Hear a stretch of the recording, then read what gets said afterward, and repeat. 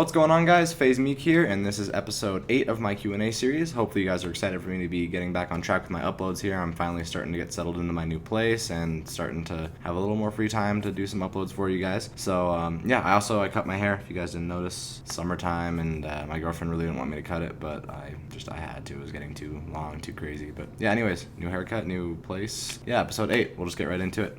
Question from Jiggy's Edits. After you get cinematics and export them, do you have like certain names you specifically give certain cinematics for certain edits? And what are your methods for staying organized during a big edit as far as clips, cines, songs, etc.? This is actually a really good question, and I'm surprised that I haven't been asked it yet. I don't really have like a specific technique. Like, I'm actually kind of unorganized when it comes to doing big edits. I just have a folder called cinematics in my documents that whenever I get the cinematics, I throw them in there just so I don't accidentally delete them with like all the other random recordings I have of just games, like when I'm actually playing, trying to get clips. So I just have the cinematics in a separate folder, and sometimes I'll rename them, sometimes I'll just leave them as like whatever, the bunch of random numbers .m2ts. It just depends on how I'm feeling, how organized I want to be, and how long the edit's going to be. If it's a longer edit, I'll name the cinematics. My methods for staying organized really is just well, what I first do is I open the composition and I pull all the clips, so all the sound effects, all the clips, all the music, whatever I want to use, intros and everything, into the composition. I just work out of that, and then I don't know, I just pre-comp whenever stuff's getting a little too hectic, or it's like just a shit ton going on. I'll pre-comp, and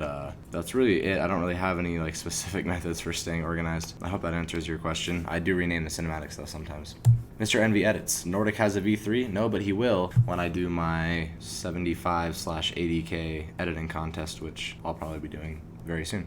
What's the best episode you've edited? I can't really pick one, but my recent most favorite would be Hateful's introducing to FaZe for the FaZe 5 challenge. I actually really like that edit, and a bunch of my friends told me that it was probably my best one. So yeah, if you guys haven't seen that, go check it out. I'll put a little annotation on the video right now. What's your favorite edit that you did? I already kind of answered this one. Of all time, it's not my best edit. That's why that question is different from the first one. It's not the best edit I've done, but it's probably my favorite is Soaring in Space. I think I've answered that before though. Yeah, just like the first part and the last part of Soaring in Space are always going to be kind of my favorite edits.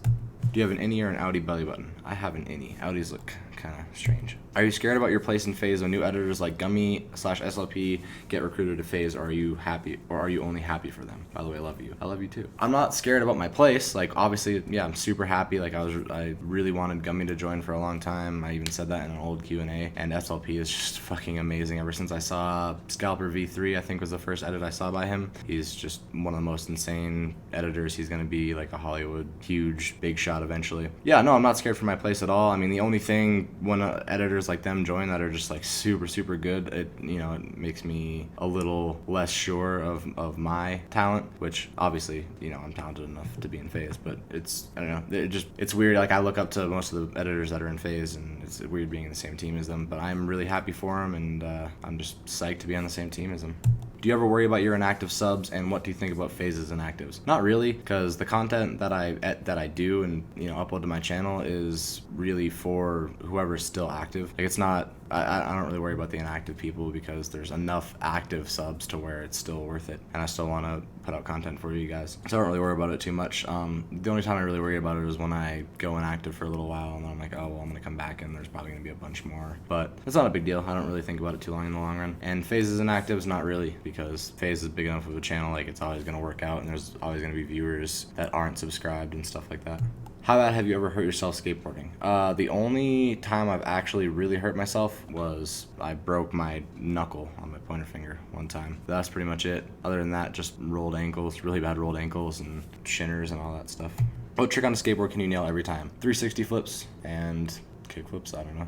Did you know that the duck is part of 3% of the birds that has a penis? Also, did you know that the duck has a 9-inch corkscrew penis, along with the women having a corkscrew vagina? Here's a picture if you want to see it. I didn't click on the picture, but for educational purposes, I'll put in a video of a duck getting a boner.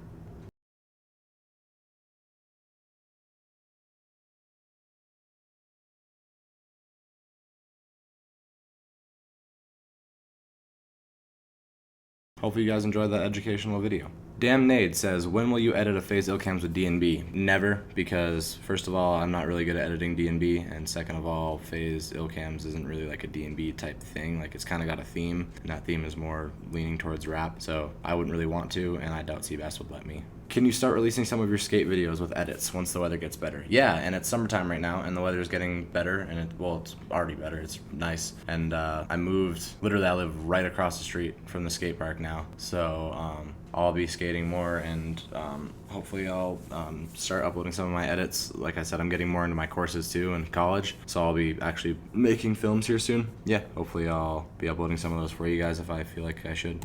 Have you ever considered quit editing and becoming a feeder? Professional eating is a really competitive field to get into. I don't think I'd have the stomach for it or the dedication, but maybe someday. Dear Meek, do you wake up in the morning knowing you inspire millions to edit, knowing that you have the most influence in the entire editing community? How does that feel? Or do you live a sort of Hannah Montana lifestyle when you're only Meek when you need to edit? I don't think I have the most influence in the entire editing community at all. That's alright, I'll just wait. Let me answer a question. Yeah, being Hannah Montana is great. It feels good. I don't think I'm the biggest influence in the editing community. Like, there's a lot of editors out there that have a way bigger impact than me, but it feels good. Like, I like inspiring people, and I like, it makes me feel special, like knowing that I upload a video and people are actually looking forward to like watching my videos, like 80,000 of you. It's pretty fucking crazy, but yeah, it feels cool. John the Man says, answer me. What's up? So that does it for episode 8 of my Q&A. I hope you guys enjoyed it. I'll see you guys next time. Peace.